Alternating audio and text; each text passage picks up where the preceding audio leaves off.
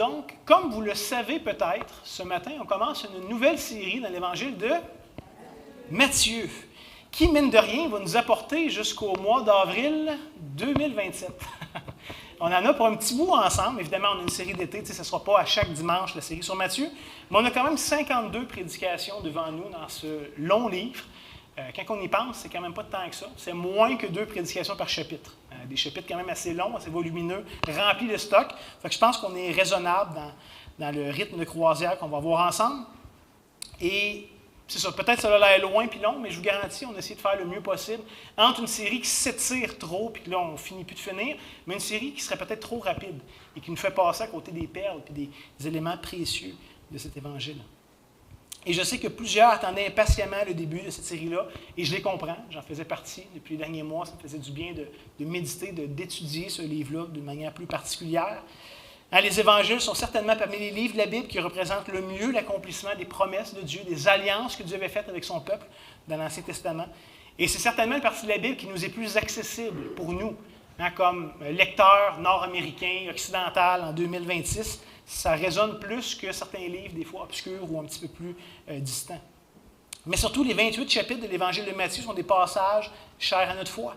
Ça nous présente d'une manière évidente Jésus-Christ, le Fils de Dieu, notre Sauveur. Ça nous présente la fidélité, la bonté, la persévérance, la grâce de Dieu. Et ça nous démontre d'une manière toute particulière que Dieu est proche de nous. Que Dieu ne nous a pas abandonnés, qu'il n'est pas lointain, qu'il ne se fout pas de la création, que des hommes, des femmes, qu'il crée à son image, mais qu'il est proche. Qu'il a pourvu une bonne nouvelle pour toute l'humanité. Alors que pourtant, on s'est éloigné de lui, on s'est endurci contre lui, on était indifférent à lui, et quand même, il nous poursuit dans son amour et dans sa grâce. Et c'est une bonne nouvelle pour toute l'humanité. La mort et la résurrection de Christ, c'est un point focal de toute cette bonne nouvelle. L'Évangile est un message d'espoir, mais pas seulement un message de connaissance, pas juste transmettre des éléments vrais ou historiques ou pertinents, mais de nous transmettre un message d'espoir qui transforme ceux et celles qui le reçoivent par la foi.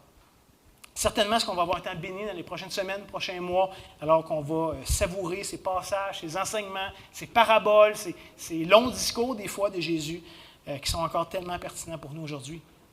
Mais comme à toutes les fois qu'on démarre une nouvelle série, on aimerait prendre le temps de faire une introduction, juste pour bien situer le livre, bien comprendre les différentes composantes, essayer de le mettre en contexte. Et personnellement, je suis tellement convaincu de la pertinence de faire ça.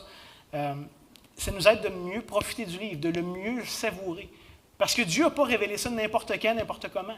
Il l'a révélé, ce livre précis, d'une certaine manière, dans un certain contexte, envers une certaine culture, dans une certaine langue. Et tout ça est important à prendre en compte si on veut savourer toutes les richesses et les nuances que Dieu a voulu nous révéler en inspirant ce texte-là, comme il l'a fait. Et déjà en commençant ce matin, j'aimerais dire que contrairement à ce qu'on peut peut-être penser naïvement quand on passe aux évangiles, aucun des 4 évangiles n'est une genre de biographie de la vie de Jésus. Du moins pas comme on pourrait le comprendre au sens moderne du terme. Ce n'est pas ça, les évangiles.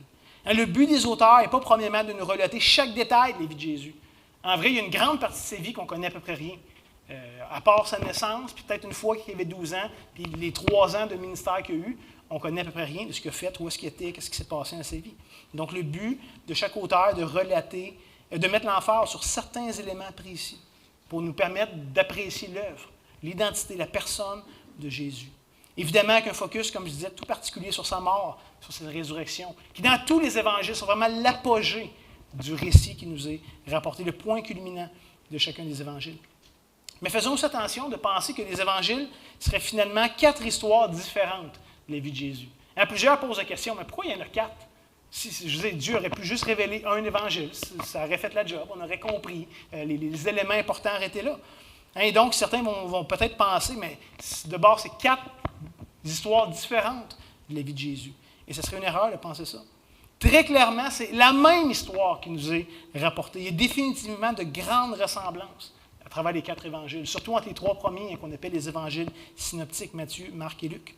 Et il faudrait être aveugle ou mal intentionné pour ne pas voir que chacun des évangélistes, à leur manière, nous raconte une seule et même histoire. Mais en même temps, l'opposé, ce serait aussi une erreur de penser que les 4 évangiles sont simplement un copier-coller générique. Que tu en lis un, puis pas besoin de lire les autres, c'est comme si tu avais tout lu. Tu lis Marc, tu lis celui qui fait ton affaire, puis finalement, c'est exactement la même chose, pas besoin de lire les autres. Ça serait faux de penser que c'est un copier-coller générique et redondant. très clairement, malgré que chacun présente la même histoire. Chaque évangile, à sa manière, apporte une couleur, un angle complémentaire très intéressant, qui vient ajouter une saveur, une profondeur, des nuances, et qui exprime des sensibilités différentes. Et ce n'est pas moi qui invente ça ce matin. Déjà, très, très tôt dans l'histoire de l'Église, les pères de l'Église reconnaissaient que chaque évangile avait un peu sa subtilité, chacun sa saveur. Et c'est resté à travers les 2 derniers millénaires jusqu'à nous aujourd'hui. Par exemple, ils disent que Matthieu, c'est l'évangile de la royauté. Et c'est ce que je vais essayer de vous démontrer ce matin. Ça nous présente le roi, celui qui est le descendant légitime de David. Marc, c'est l'évangile de l'humilité. Ça nous présente le serviteur souffrant. On a fait Marc il y a quelques années. En Marc 10,45, la clé de voûte de l'Évangile. Car Jésus va dire, je suis venu non pour être servi, mais pour servir, en donnant ma vie comme rançon pour tous. Donc, c'est celui qui vient souffrir, celui qui vient servir. On a Luc, qui nous présente l'humanité de ce Jésus qui est au centre de son histoire. L'expression favorite de Luc pour parler de Jésus, c'est le Fils de l'homme. Et finalement, on a Jean qui nous présente la divinité de Christ. L'expression favorite de Jean, c'est le Fils de Dieu. Il veut présenter l'aspect divin de Jésus. Fait que voyez-vous, à chaque fois, l'emphase est mise sur une seule et même personne, sur Christ, mais à travers des angles complémentaires qui expriment chacun à sa manière des vérités importantes et qui viennent comme ça se compléter un l'autre. Et tout ça est parfaitement cohérent. C'est voulu comme ça de Dieu. Ce n'est pas un accident de parcours qui est 4 évangiles. Et parce que, ultimement, c'était révélé par le même auteur divin. Et le même Saint-Esprit qui a révélé cette même histoire 4 reprises, mais d'une manière complémentaire. Donc, commençons l'introduction ce matin en réfléchissant à la place de l'Évangile de Matthieu dans le Nouveau Testament. Parce que, comme vous le savez sûrement dans la tradition chrétienne, l'Évangile de Matthieu est le premier livre de ce qu'on appelle, de cet ensemble, de cette collection de livres qu'on appelle le Nouveau Testament, qui nous parle de cette nouvelle alliance que Dieu va venir faire avec l'humanité. Parce que quand on parle d'Ancien Testament puis de Nouveau Testament, on parle essentiellement d'alliance. Un testament, c'est une alliance qui prend place. Donc, Dieu va faire quelque chose de nouveau. Une alliance nouvelle qui est non seulement accomplir l'ancienne. Jésus va dire, je ne suis pas venu pour abolir, je suis venu pour accomplir. Et il va proposer quelque chose de nouveau. Mais qui en plus allait déborder, qui allait se répandre, qui allait répandre la grâce de Dieu d'une manière encore plus grande, plus glorieuse, plus complète, plus abondante que ce qu'on a pu voir jusqu'à maintenant dans la première alliance, dans le premier testament. Donc lorsqu'on considère le récit biblique, c'est fascinant de voir qu'après Malachie, qui est le dernier livre de l'Ancien Testament, on a une période de silence d'environ 400 ans, que les spécialistes appellent la période intertestamentaire, entre les 2 testaments. 400 ans de silence où Dieu ne se révèle pas, où il n'y a pas de nouveaux prophètes, pas de nouveaux signes, pas de nouveaux miracles, pas de nouvelles révélations. Et ce qui est encore plus intéressant, c'est de voir qu'à la fin de cette période-là, vient Jésus. Et Matthieu nous présente, quand on lit Matthieu, on voit que c'est la continuité parfaite de cette grande histoire, de cette grande intrigue de la rédemption qui avait pris place des siècles auparavant. En Genèse 3, après la chute de l'humanité, où Dieu allait dire à Ève, de ta descendance va sortir celui qui va écraser un jour la tête du serpent, qui va renverser les effets de la chute, qui va enlever la malédiction. Et on voit ce fil conducteur à travers tout l'Ancien Testament, et on reprend à Matthieu 1, exactement cette même histoire. Et donc, ce n'est pas un hasard, c'est le Nouveau Testament, où si Matthieu commence avec une généalogie, ce n'est pas un hasard, ce n'est pas une erreur de parcours. Même si c'est souvent abstrait pour nous, c'était absolument essentiel au niveau des promesses que Dieu avait faites. À celui qui allait écraser la tête du serpent, celui qui allait annuler les effets de la chute et du péché originel, devait être un descendant d'Ève. Mais plus que ça, lorsqu'on suit la révélation, il devait être un descendant d'Abraham, d'Isaac, de Jacob, plus spécifiquement un descendant de la tribu de Juda, plus spécifiquement un descendant de la lignée du roi David.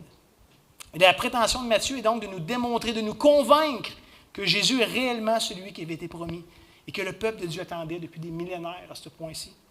Et que dans ce sens-là, chacun des 4 évangiles joue un rôle clé dans l'histoire de la rédemption, de nous faire comprendre, de nous convaincre qu'il est celui qu'on attendait. Et maintenant, attardons-nous plus spécifiquement quelques instants sur l'auteur de l'évangile de Matthieu. Parce qu'à première vue, on pourrait penser qu'il s'agit de l'apôtre Matthieu, celui qui s'appelait Lévi au début, qui a été renommé Matthieu par Jésus, qui est un collecteur d'impôts que le Seigneur avait appelé à suivre. Et si vous pensez que Matthieu est l'auteur de l'évangile de Matthieu, vous auriez raison. C'est exactement lui. Malgré que Matthieu ne s'introduit ou ne se nomme jamais dans le texte qui porte son nom, d'une manière unanime et écrasante, la tradition de l'Église primitive lui attribue unanimement la paternité de ce premier évangile. Au meilleur de ma connaissance, au meilleur de mes recherches, personne dans l'Antiquité remet en question le fait que Matthieu, donc l'apôtre Matthieu, aurait écrit ce texte. Et comme j'ai dit, Matthieu était premièrement un collecteur d'impôts pour le compte de Rome. Et on pourrait penser que c'était quelqu'un d'articulé, d'éloquent, d'important.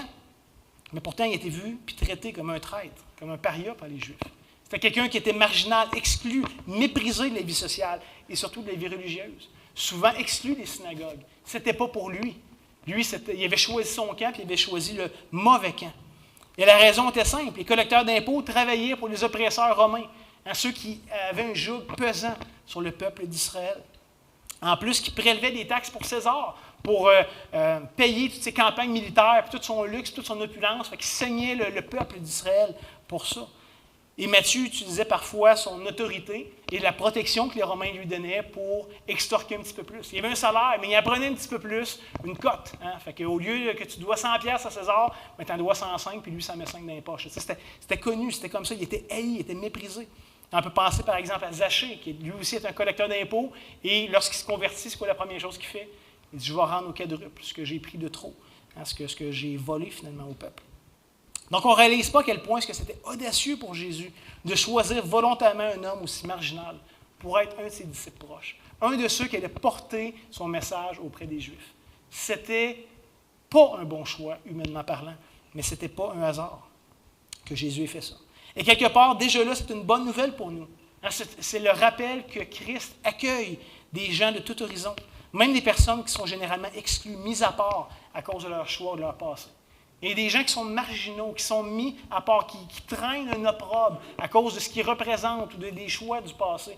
Et Christ accueille ces gens-là quand même. Il y a déjà une bonne nouvelle. Juste dans le fait que Matthieu soit choisi, il y a quelque chose pour nous d'encourageant. Et d'ailleurs, c'est intéressant de voir que Matthieu, dans son évangile, semble avoir un intérêt tout particulier pour certains détails en rapport avec l'argent. Et ça ne devrait pas nous surprendre, c'était un collecteur d'impôts. L'argent, c'était toute sa vie. Il en faisait une spécialité. Par exemple, il y a 2 paraboles qui sont uniques à l'évangile de Matthieu, que vous ne retrouverez pas ailleurs, qui nous parlent d'argent. Le serviteur qui devait 10 000 talents et les ouvriers de la dernière heure. On y reviendra dans les prochaines semaines, prochains mois. On voit que Matthieu est le seul à rapporter que les soldats qui gardaient le tombeau avant que Jésus ressuscite ont reçu un montant d'argent de la part des autorités pour acheter leur silence. Matthieu est le seul qui rapporte ça. Matthieu est aussi le seul qui rapporte le prix exact qui a été payé à Judas pour trahir Jésus, 30 pièces d'argent.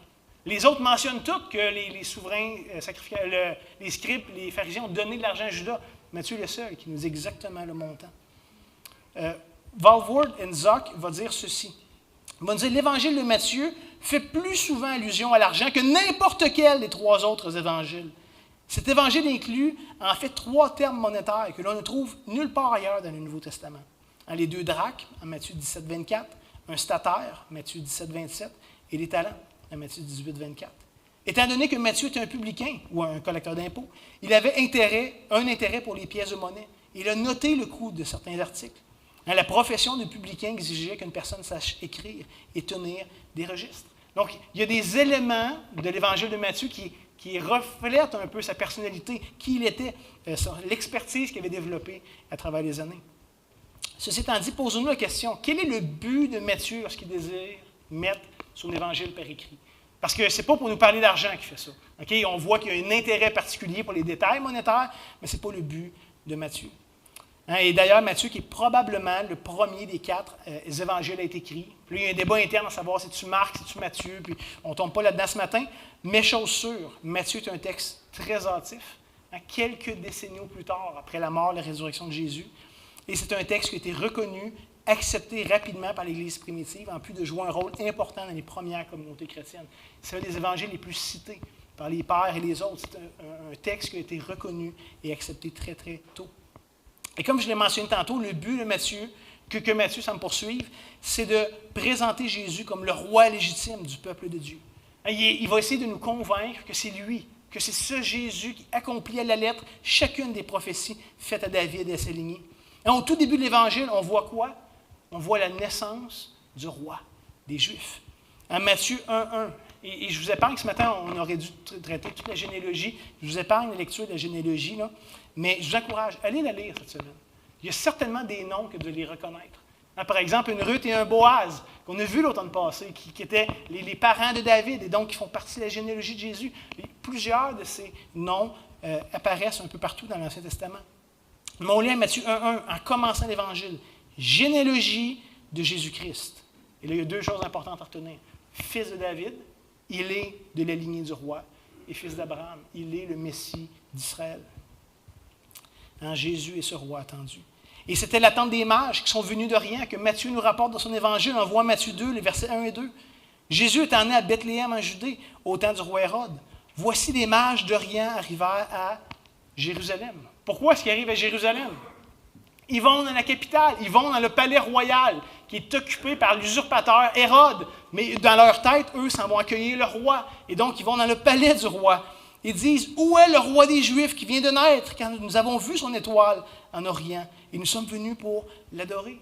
Et finalement, Hérode fait venir les scribes et il veut essayer de comprendre qu'est-ce qui se passe. C'est quoi ça, cette nouvelle-là? Et il se fait dire que le Messie promis devait naître à Bethléem, dans la ville du roi David, sa ville de naissance, parce qu'il est le roi. À travers tout son évangile, Matthieu nous démontre l'autorité suprême de Jésus, le roi incontesté. On le voit par tout ce qui nous est rapporté est intentionnel. On voit l'autorité de Jésus sur le monde naturel, le monde physique. Il guérit des maladies, il arrête des tempêtes. On voit son autorité sur la loi de Moïse. Jésus va dire, Moïse a dit, moi je vous dis. Moi je vous dis. Et tout le monde est impressionné par ce qu'il enseigne comme ayant autorité, pas comme le scribe et le pharisien. On voit que Jésus a autorité sur tous les grands de ce monde. Plus grand que Hérode, plus grand que Pilate, plus grand que les pharisiens, plus grand que les Romains de manière générale. On va voir que Jésus a autorité sur le diable, qui va venir le tenter. Et à la fin, le diable va repartir misérable, parce que Christ va l'avoir vaincu. On voit qu'il a l'autorité sur le sabbat, sur le monde spirituel. Il chasse les démons. Les démons lui sont soumis, il les commande. Il le supplie de pouvoir partir dans un troupeau de cochons, parce qu'ils n'ont pas la liberté de le faire par eux-mêmes. Et ultimement, on voit que Jésus a même autorité sur la mort. Parce que non seulement il va mourir, mais il va ressusciter d'entre les morts. Et malgré que la très grande majorité des gens qui vont le côtoyer vont s'opposer à lui ou à son règne, d'une manière ou d'une autre, d'une manière évidente ou d'une manière subtile, rien ne va empêcher Christ d'accomplir son plan, de racheter son peuple, d'entrer dans son règne et un jour de venir imposer son royaume. Ultimement, l'évangile de Matthieu se termine comment? Avec cette proclamation de l'autorité absolue du Christ ressuscité. On lit Matthieu 28, 18. Jésus s'étant approché, leur parlant ainsi. Tout pouvoir m'a été donné dans le ciel et sur la terre. Il est le roi. Mais pas juste un roi terrestre, temporel. Il est le roi des rois. Il n'y a pas un micromètre dans l'univers où son règne ne s'impose pas. Et par la suite vient le grand mandat de la part du roi qui envoie ses serviteurs, celui qui va revenir juger les vivants et les morts. Mais tous ceux qui adhèrent à son message, tous ceux qui lui appartiennent, doivent aller de par le monde comme étant les ambassadeurs du roi. Celui qui vont aller annoncer le message du roi, d'appeler toutes les nations à se soumettre à sa seigneurie et à professer leur allégeance à Christ, en acceptant, en reconnaissant, se soumettant joyeusement à son règne. C'est le message du roi qui doit être prêché de par toute la terre. Donc voyez-vous, l'évangile de Matthieu se déroule dans l'optique de la royauté et de l'autorité de Christ. On peut s'y rallier ou on peut s'y opposer. Et on voit des gens de toute classe sociale, de tout contexte, se rallier à Christ ou s'opposer à lui. Mais à la fin, tout le monde doit se positionner. Personne ne peut rester neutre ou indifférent. Ceux qui sont neutres ont déjà pris le camp du contre. Ils ne s'intéressent pas à lui. Ils ne se soumettent pas à lui. Dans son discours sur la fin des temps, Jésus va dire ceci à Matthieu 25, les versets 31-34. « Lorsque le Fils de l'homme viendra dans sa gloire avec tous les anges, il s'assiera sur le trône de sa gloire. Toutes les nations seront assemblées devant lui. Il séparera les uns avec les autres, comme le berger sépare les brebis et les boucs. Il mettra les brebis à sa droite et les boucs à sa gauche. Alors le roi, Jésus se présente lui-même, alors le roi dira à ceux qui sont à sa droite, « Venez, vous qui êtes bénis de mon Père, prenez possession du royaume qui vous était préparé dès la fondation du monde. » Et si on lit un peu plus loin, verset 41, « Il, donc le roi, dira ensuite à ceux qui sont à sa gauche, « Retirez-vous de moi, maudits, allez dans le feu éternel qui a été préparé pour le diable et pour ses anges. » Il y a deux catégories. On est pour le roi, on est contre le roi. Et si on ne choisit pas, c'est qu'on est contre le roi. En même temps, Matthieu nous présente deux réalités complémentaires qui peuvent facilement nous échapper.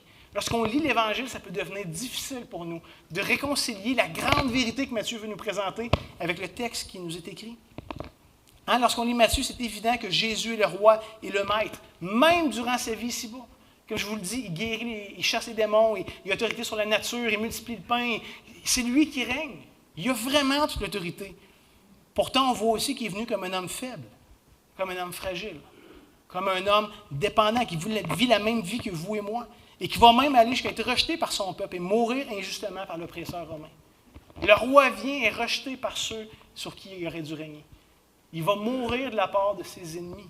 Et là, souvent, on pense que c'est irréconciliable. Comment est-ce que le grand roi peut être rejeté? Comment est-ce que celui qui a tout pouvoir, toute autorité, peut être mis à mort par ses ennemis? Pourtant, lorsqu'on lit attentivement le récit de Matthieu, on comprend que contre toute attente, Jésus est ce grand roi tout-puissant qui vient non pas pour terrasser et pour détruire ses ennemis. Il aurait pu venir s'imposer à nous, nous juger. Il aurait pu, mais ce n'est pas ce qu'il choisit de faire. Contre toute attente, le roi tout-puissant, celui qui est véritablement attendu, vient pas pour nous terrasser et détruire ses ennemis en s'imposant sur eux, mais il vient humblement pour les sauver et les délivrer. Et ça aussi, ça avait été annoncé par les prophètes. Ce n'est pas une excentricité de Jésus, ce n'est pas quelque chose de nouveau, ça avait été annoncé. On lit par exemple à Matthieu 25, les versets 4 à 5, une citation du prophète Zacharie. Matthieu veut nous convaincre, ce n'est pas une erreur de parcours que Jésus vienne humblement. On lit lors de son entrée triomphale à Jérusalem, « Or, ceci arriva, afin que s'accomplisse ce qui avait été annoncé par le prophète.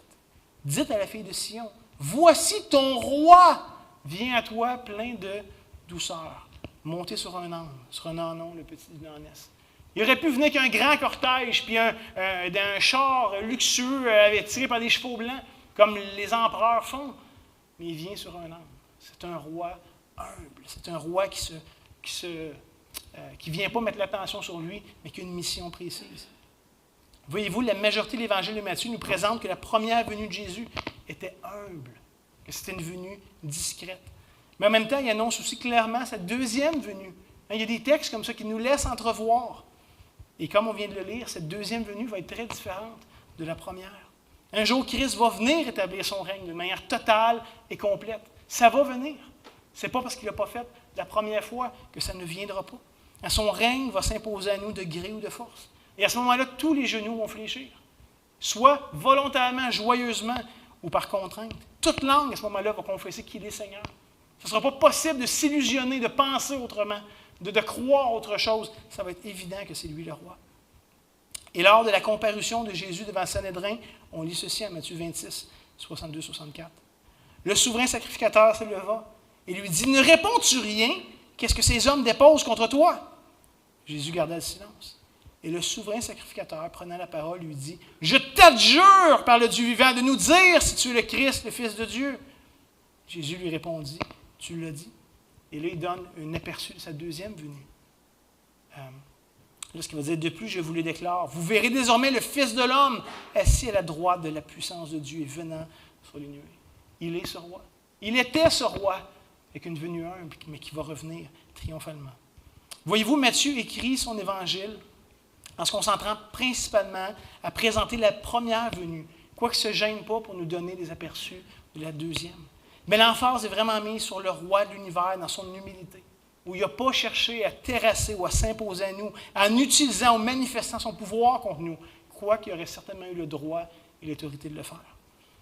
Lors de son arrestation, Jésus va dire en Matthieu 26, 52-53, alors Jésus lui dit en parlant à Pierre, « Remets ton épée à sa place. Car tous ceux qui prendront l'épée périront par l'épée.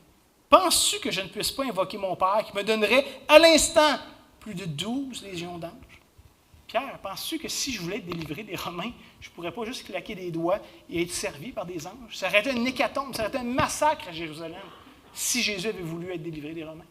C'était volontaire. S'il se laissait prendre, s'il se laissait mettre à mort, ce n'est pas parce qu'il n'y avait pas la puissance, l'autorité. C'est parce qu'il s'était délibéré de sa part. Il devait accomplir les promesses. Et quelque part, comme lecteur, ça devrait nous surprendre de voir que le grand roi vient pour régner sur son peuple, alors qu'il va être rejeté par ce même peuple, qu'il va être méprisé, qu'il va être mis à mort. À première vue, on devrait être choqué. Je sais que la majorité d'entre vous a déjà lu l'Évangile, au moins une fois, si ce n'est pas plusieurs fois, mais si on le lisait pour la première fois, on devrait être choqué, on devrait être indigné de voir la tournure des événements. On devrait être dans l'incompréhension. Qu'est-ce qui se passe? Est-ce que Jésus est réellement aussi puissant qu'il l'affirme? Hey, il fait des miracles, toutes des affaires. C'est-tu vraiment vrai? Regarde, il se fait mettre à mort facilement. Est-ce que Matthieu n'exagère pas un peu dans son récit? Il veut nous présenter que c'est le roi, celui qui règne, mais il me dit en même temps qu'il va être mis à mort. Est-ce que ce n'est pas contradictoire? Comme je l'ai dit, la croix est justement le point central de l'Évangile. Ça nous présente l'ironie par excellence. Il y a quelque chose qui se passe à ce moment-là qui est contre-intuitif pour nous. Parce que contrairement à ce qu'on pouvait percevoir avec nos yeux humains, l'homme battu, flagellé, humilié était pourtant le roi souverain, qui a créé le monde et qui le maintenait en existence. Essayez d'imaginer l'absurdité de la scène qui nous est rapportée à Matthieu 27, les versets 27 à 31. Les soldats du gouverneur conduisirent Jésus dans le prétoire, donc la salle des gardes. Ils assemblèrent autour de lui toute la cohorte. Ils lui ôtèrent ses vêtements, le couvrirent d'un manteau écarlate, comme on ferait pour quelqu'un d'important, un manteau qui a une certaine stature. Ils lui tressèrent une couronne d'épines qu'ils posèrent sur sa tête. Ils lui mirent un roseau dans sa main droite, puis s'agenouillant devant lui, le raillaient en disant « Salut, roi des Juifs !» Imaginez-vous la scène. Il le déguise comme un roi, un manteau écarlate, une couronne sur sa tête, un sceptre à sa main. Il se prosterne devant lui, comme on ferait pour les grands de ce monde. Mais c'est tout ironique.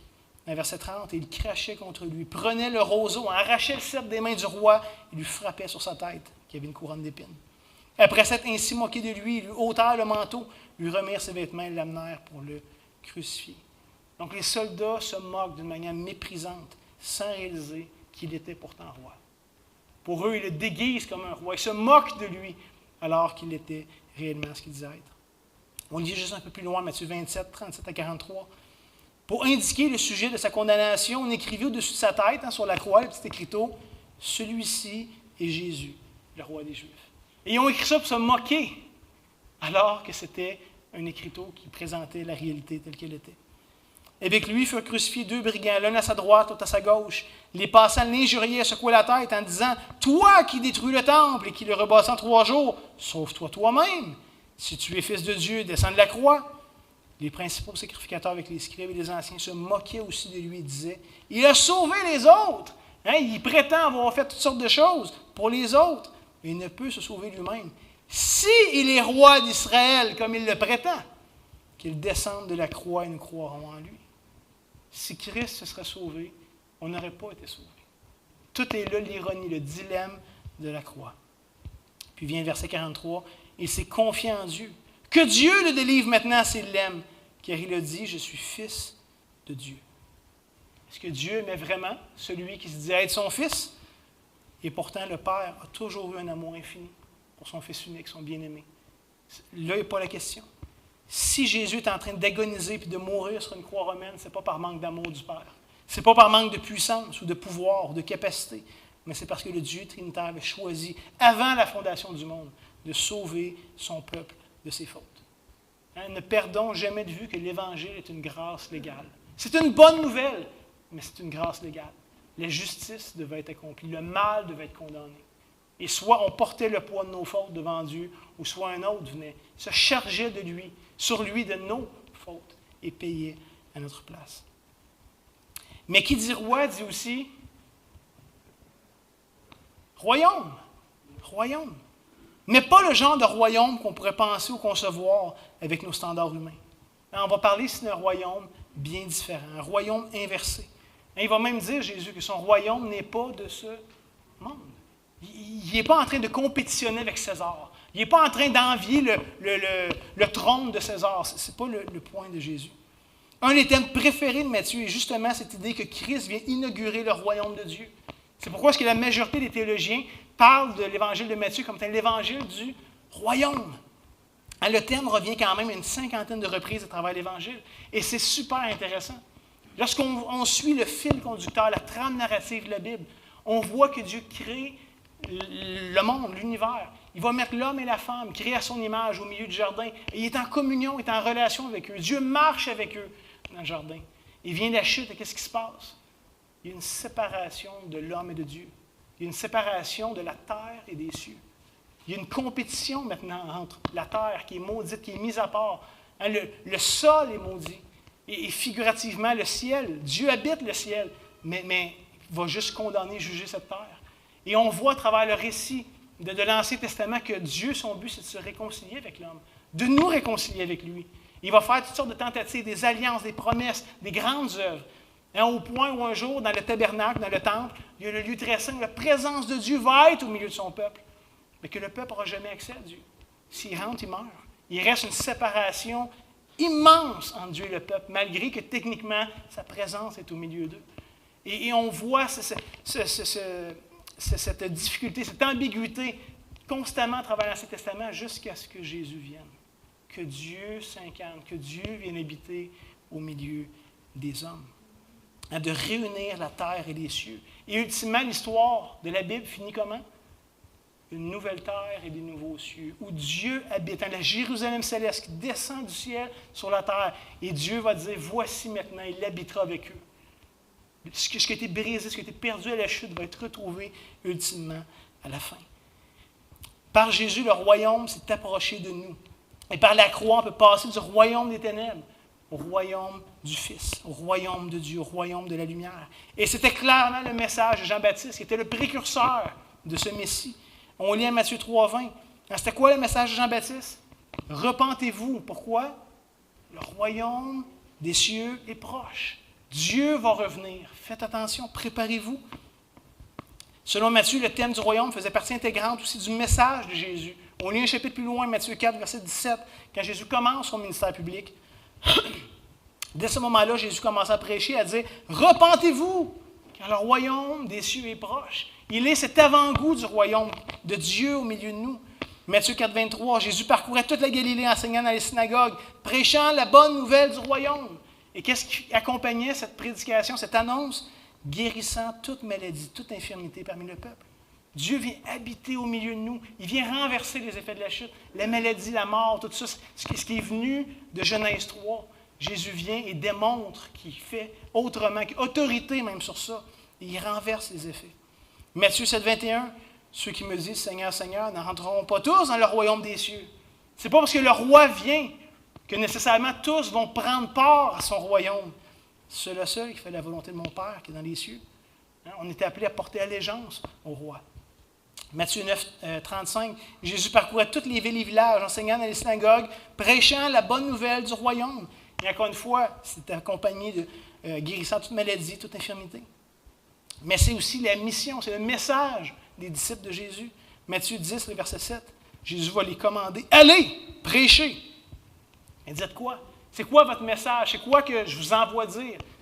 Le royaume des cieux est proche. Matthieu 16, 19, et ça c'est super intéressant, on va y revenir dans les prochains mois, là. Mais il va dire à Pierre, je te donnerai la clé du royaume des cieux. Ce que tu lieras sur la terre sera lié dans les cieux. Ce que tu délieras sur la terre sera délié dans les cieux. En ce lien entre le ciel et la terre, qui pour l'instant est séparé. Mais Dieu fait une incursion dans notre monde. Il vient sur la terre.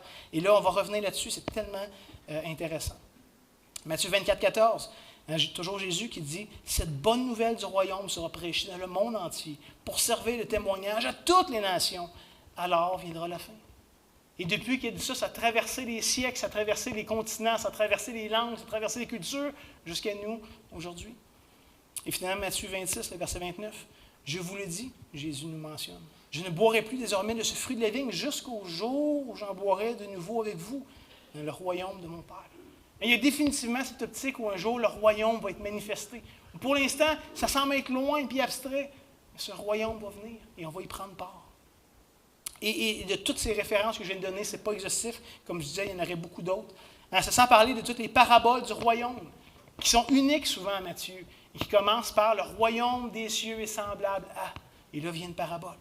Sinon, on peut aussi voir de manière évidente que l'apôtre Matthieu désirait aussi vivement nous présenter, nous convaincre que Jésus est l'accomplissement ultime de toutes les prophéties faites au sujet du Messie.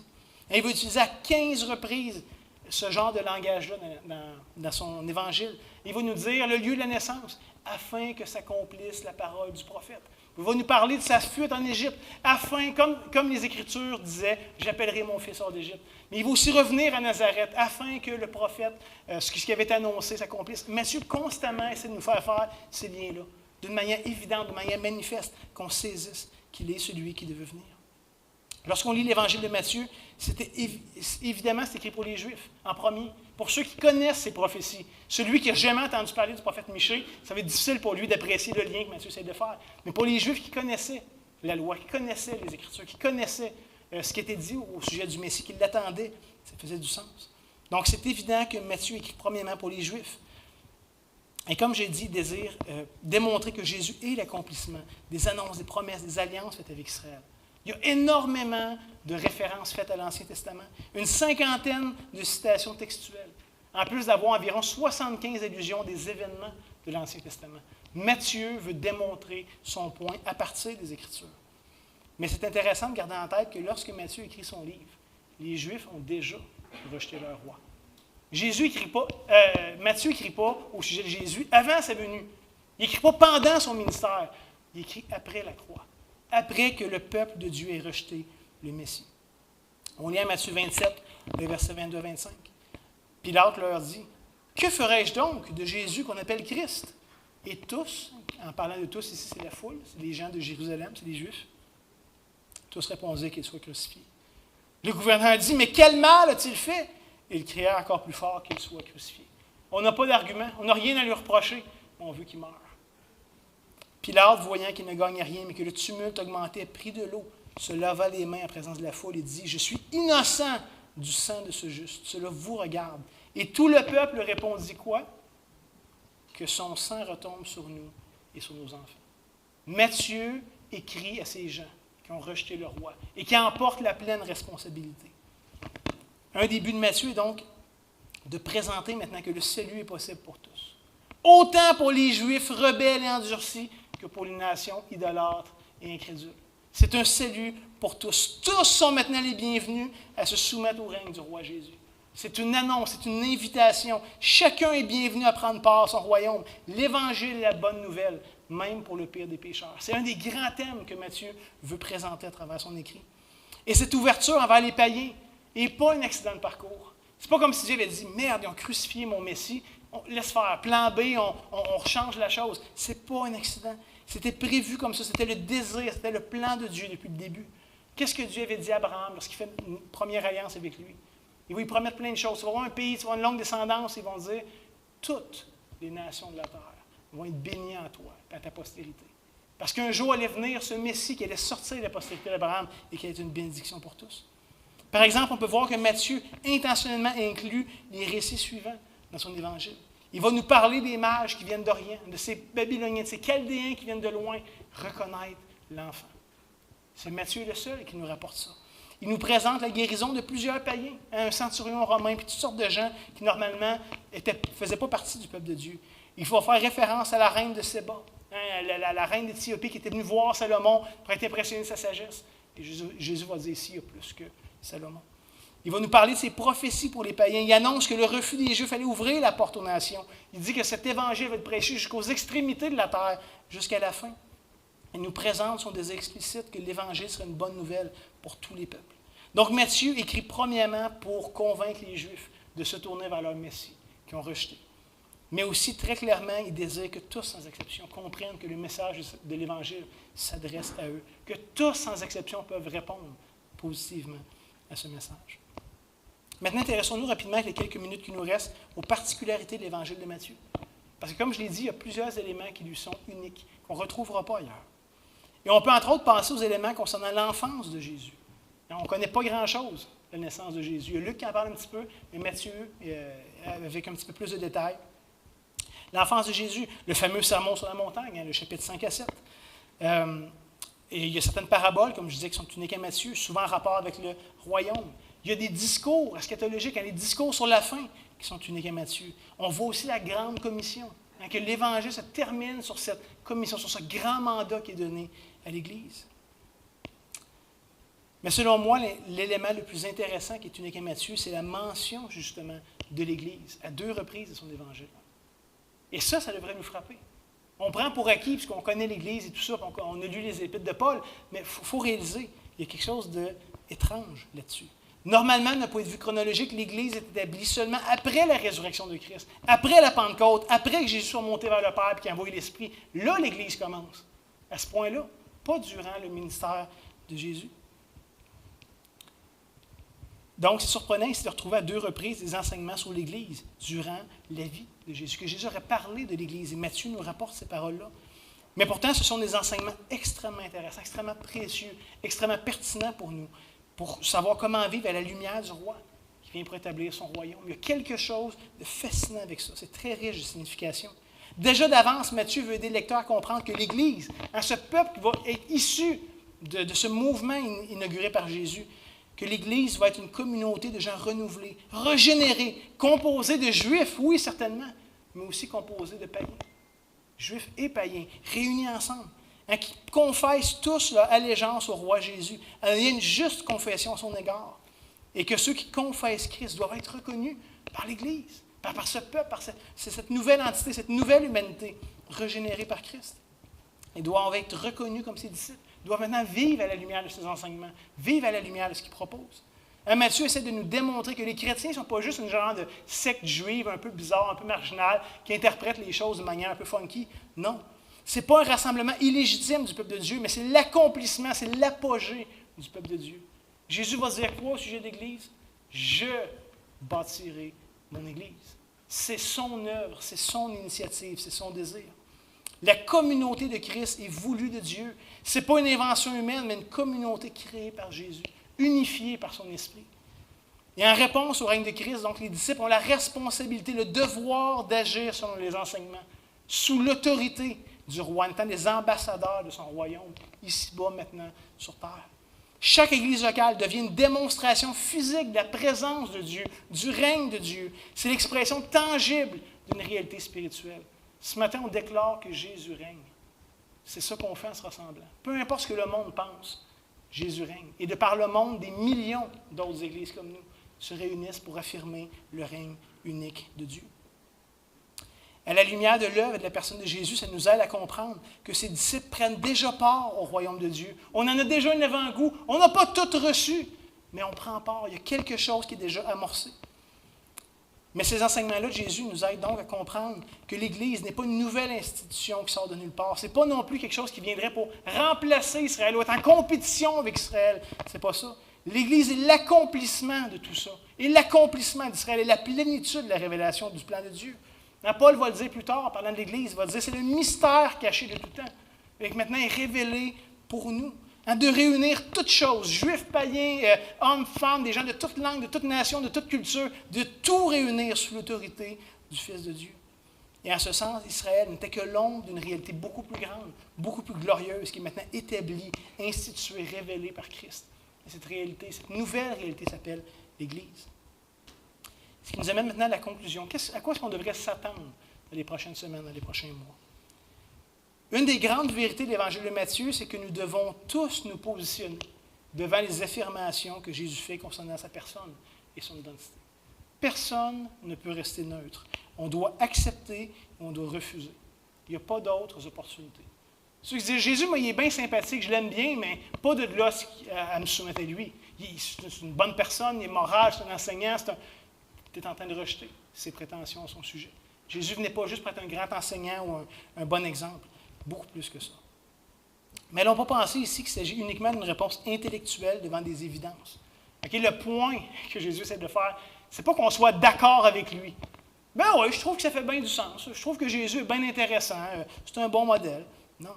Au-delà d'une acceptation superficielle, on est commandé par le roi de se repentir de notre opposition naturelle en professant maintenant notre allégeance à Christ. Une allégeance exclusive. C'est l'engagement d'une vie complète qui va maintenant être vécue de manière conforme à son règne, conforme à ses enseignements. S'il est le roi, c'est à lui qu'on porte notre allégeance. Bien au-delà d'un simple X sur un bulletin de vote.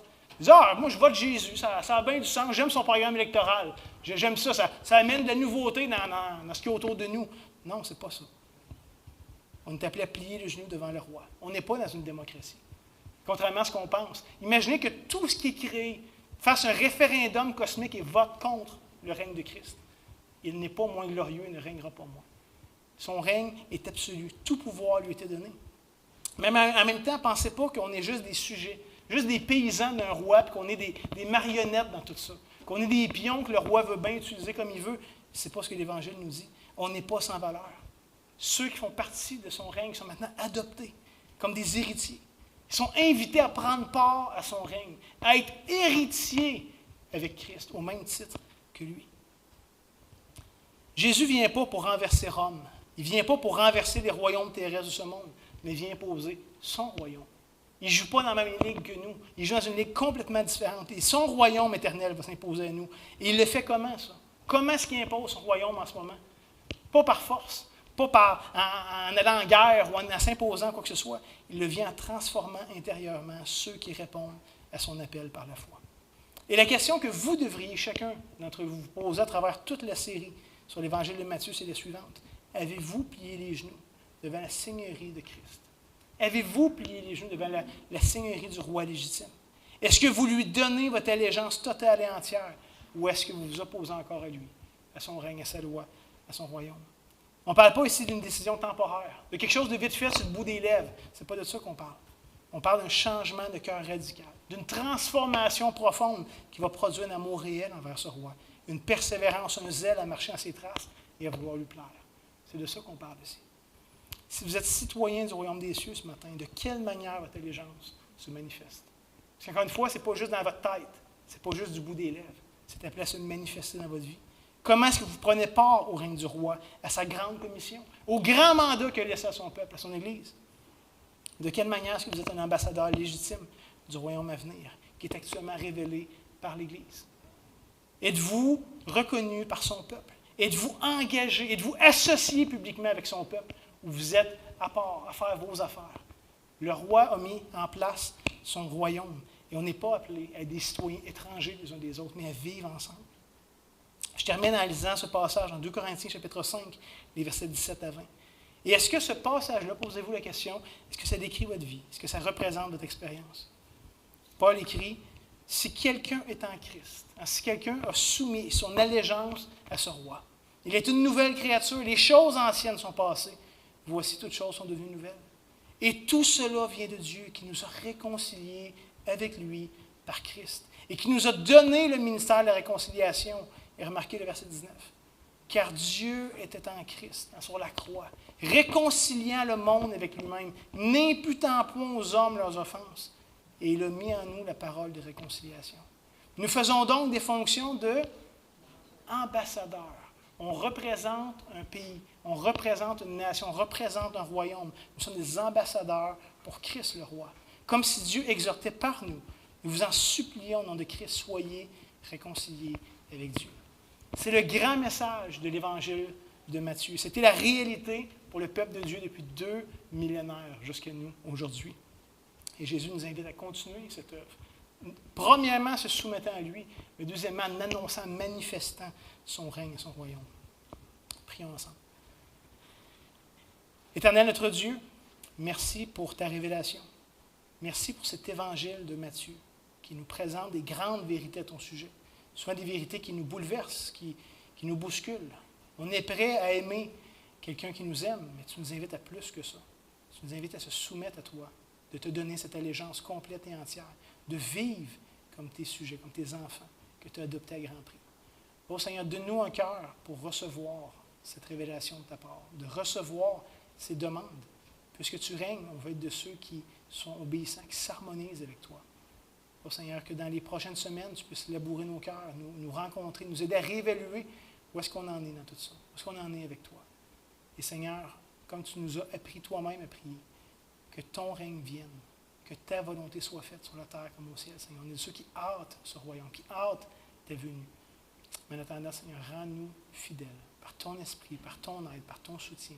Apprends-nous à marcher, justement, comme des ambassadeurs, comme des fils et des filles du roi, qui représentent fidèlement celui qu'ils aiment, celui qu'ils veulent suivre. Seigneur, fais pas de nous des gens séparés les uns des autres, mais pleinement engagés envers toi premièrement, mais aussi les uns envers les autres dans cette grande mission que tu nous confies. Seigneur Jésus, c'est dans ton nom qu'on demande ces choses, pour ta gloire, parce que tu le mérites, pour ton honneur, mais aussi pour notre bien. Amen. Et je me permets de vous envoyer que cette commission, cette bénédiction, rappelons-nous justement les paroles du roi à la toute fin de l'Évangile de Matthieu. Jésus s'étant approché leur parla ainsi à ses disciples. « Tout pouvoir m'a été donné dans le ciel et sur la terre. » Et là vient cette commission. « Allez, faites de toutes les nations des disciples. Les baptisons au nom du Père, du Fils et du Saint-Esprit, et enseignez-leur à observer tout ce que je vous ai prescrit. Et vient cette bénédiction pour nous, qui s'applique encore aujourd'hui avec un cours, où Jésus dit, « Voici, je suis avec vous tous les jours jusqu'à la fin du monde. » Donc, que vos cœurs soient encouragés, que le Seigneur vous bénisse cette semaine. On se retrouve la semaine prochaine.